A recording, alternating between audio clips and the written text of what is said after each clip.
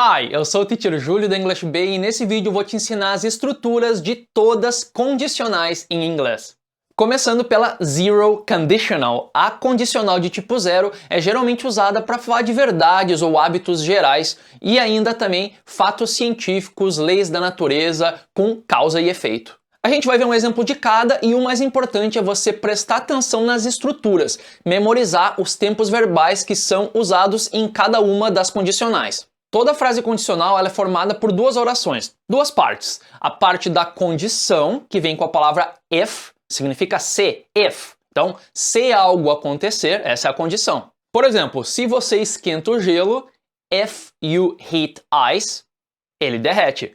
It melts.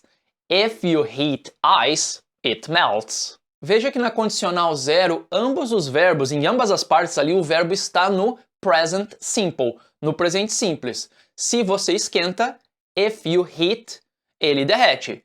It melts. Essa é a estrutura da condicional zero, com ambos os verbos no present simple. O primeiro exemplo foi de uma lei da natureza, né? Se você esquenta o gelo, ele derrete. Agora a gente vai ver um exemplo de hábito geral.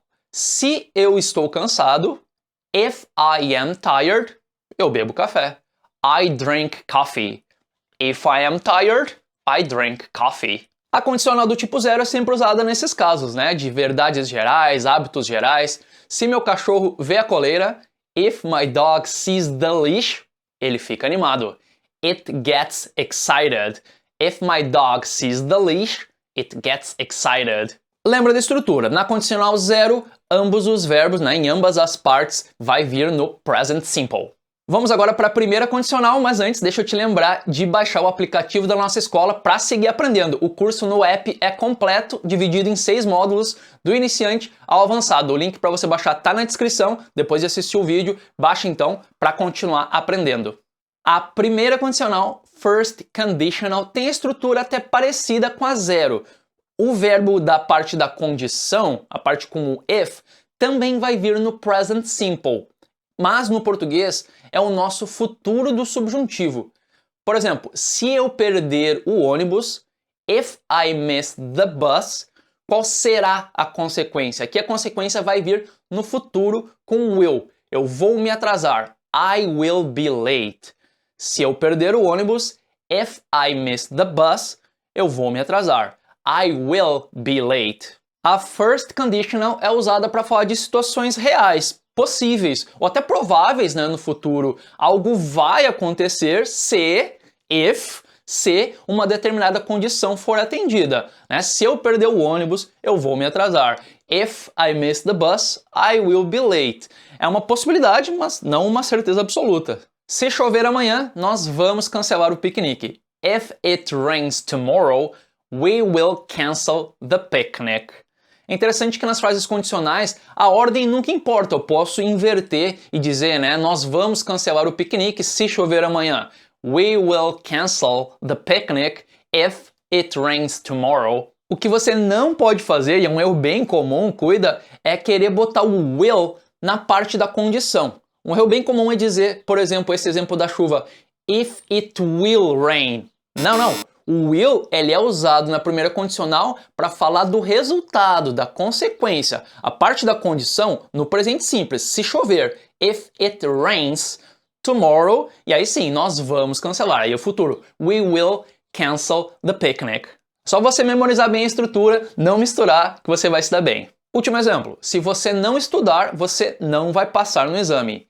If you don't study, you won't pass the exam. Primeira condicional é condição no presente, consequência no futuro com will. Agora na segunda condicional, na second conditional, o verbo na parte da condição, na parte com o if, vai vir no passado simples, no past simple. No português é o nosso pretérito imperfeito do subjuntivo. É aquela estrutura, em português é se eu fosse, se eu estudasse, se eu trabalhasse, se eu tivesse dinheiro. If I had money, o que eu faria? Eu compraria uma casa nova. I would buy a new house. Tá aí a estrutura da segunda condicional. O verbo na parte da condição, na parte do if, vai vir no past simple. Se eu tivesse dinheiro, if I had money, e a consequência, o resultado, sempre vai vir com would. Eu compraria. I would buy a new house. Como fica claro nesse exemplo, a second conditional ela é usada para situações hipotéticas e reais. Eu não vou comprar uma casa nova porque eu não tenho dinheiro. Mas se eu tivesse, if I had money, se eu tivesse dinheiro, eu compraria. Não vou comprar, mas compraria. I would buy a new house. É uma situação irreal, diferente da primeira condicional, onde lá a situação é possível, é real. Vamos comparar aqui, fazer esse mesmo exemplo na primeira condicional. Ficaria, se eu tiver dinheiro, eu vou comprar uma casa nova. If I have money, I will buy a new house. Aqui é uma condição possível, né? Se a condição for atendida, se eu tiver dinheiro, eu vou fazer tal coisa. Por isso que informalmente a gente chama a condicional de número 1 de condicional real. Já a condicional de tipo 2, a gente chama de condicional irreal, hipotética. Vamos para mais um exemplo na second conditional, lembrando da estrutura. O verbo na parte da condição no passado, passado simples, past simple em inglês. Se eles trabalhassem duro, if they worked hard, eles ganhariam uma promoção. They would get a promotion. Vão ganhar uma promoção? Não vão não, porque não trabalham duro. Mas se trabalhassem, é a situação hipotética, né? If they worked hard, ganhariam. They would get a promotion. Se ele não comesse pizza todo dia, ele perderia peso. If he didn't eat pizza every day, he would lose weight. Só cuida que apesar de a gente usar, né, na segunda condicional o verbo ali na condição no passado simples, no past simple, a frase ela não está no passado, ela está falando de uma condição no presente ou até no futuro. Para falar de condições no passado, a gente usa, na verdade, a terceira condicional, third conditional. Em português são aquelas frases que a gente diz, se eu tivesse aceitado, se você tivesse me escutado, se nós tivéssemos comparecido. Vamos à estrutura. Se eu tivesse aceitado o emprego, if I had accepted the job, este tempo verbal é o passado perfeito. Had accepted, né? Não aceitei, mas se eu tivesse aceitado, if I had accepted the job, qual teria sido a consequência? Não aconteceu, mas teria acontecido. Eu teria me mudado para Londres. I would have moved to London.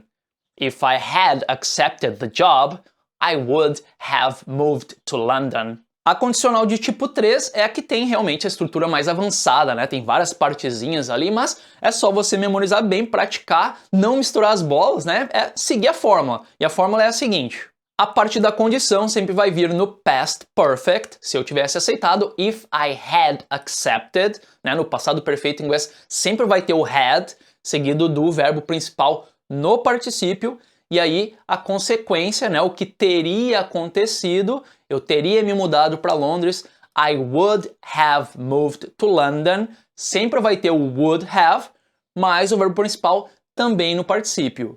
De novo, if I had accepted the job, I would have moved to London. Na third conditional, são sempre situações hipotéticas também, mas no passado, algo que não aconteceu, mas teria acontecido ser. É bem comum a gente usar para falar de arrependimentos, né? Se eu tivesse feito tal coisa, ou para criticar, se você tivesse me escutado, ou só para reclamar da vida, né? Tipo, se eu tivesse... Mais um exemplo. Se você tivesse me escutado, você não teria cometido o engano.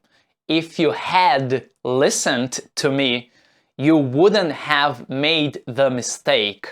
É uma estrutura mais longa, mas só você aplicar a fórmula certinha. A parte da condição no passado perfeito, no past perfect, a consequência como would have, mais o verbo principal no particípio. Se nós tivéssemos comparecido à festa, nós teríamos conhecido novos amigos. If we had attended the party, we would have met new friends.